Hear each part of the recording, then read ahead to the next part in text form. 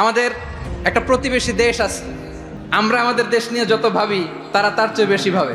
কথা বুঝতেছেন না? আরো ভেঙে বলতে হবে। হ্যাঁ, আমরা আমাদের দেশ নিয়ে যত উদ্বিগ্ন, এদের আরো টেনশন বেশি। বলেন, আমাদের দেশে শান্তি আছে না নাই? আমরা হিন্দু মুসলিমে কখনো দাঙ্গা লাগে? আসতে বলেন, কেন লাগে? ওদের পূজা পার্বণে আমাদের মাদ্রাসার ছেলেরা যে পাহারা দেয়, চিল্লায় বলেন ঠিক কিনা? আমাদের তাফসির মাহফিলের সময় ওরা ডিস্টার্ব করে, ঢোল বাজায় না।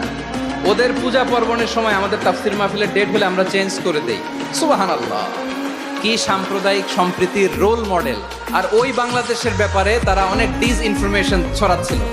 ভারতের অনেকগুলো গণমাধ্যম, আমি জেনারেলাইজ করব না, আমাদের প্রতিবেশী দেশের সব গণমাধ্যমকে আমি দোষ দিতে চাই না, অনেকগুলো গণমাধ্যম তারা ডিসইনফরমেশন শেয়ার করেছে।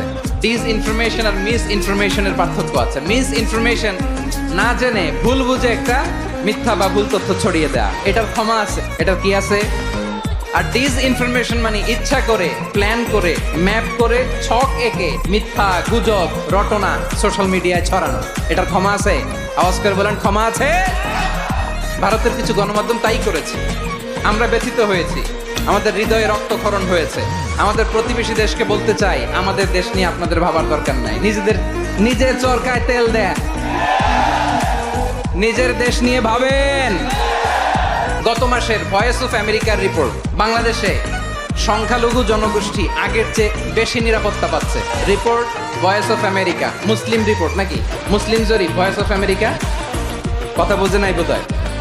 ভয়েস অফ আমেরিকা কি আমাদের রিপোর্ট? না, ভয়েস অফ আমেরিকার জরিপ, বাংলাদেশের সংখ্যালঘু জনগোষ্ঠী আগের চেয়ে ভালো নিরাপত্তা পাচ্ছে। শুধু এখানেই শেষ না, মাইক্রোসফটের একটা জরিপ শোনাই আপনাদেরকে। তারা সারা পৃথিবীতে গুজব, ভুয়া আর মিথ্যা নিউজ ছড়ানোতে কোন দেশ সেরা একটা রিপোর্ট করেছে। এর মধ্যে 1 নম্বরে এসেছে ভারতের নাম।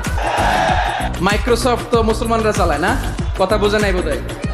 প্রতিবেশী দেশকে বলবো, আপনারা নিজের চরকায় তেল দেন, আপনারাও শান্তিতে থাকেন, আমাদেরকেও শান্তিতে থাকতে দেন। সব চেঞ্জ করা যায়, প্রতিবেশী চেঞ্জ করা যায় না।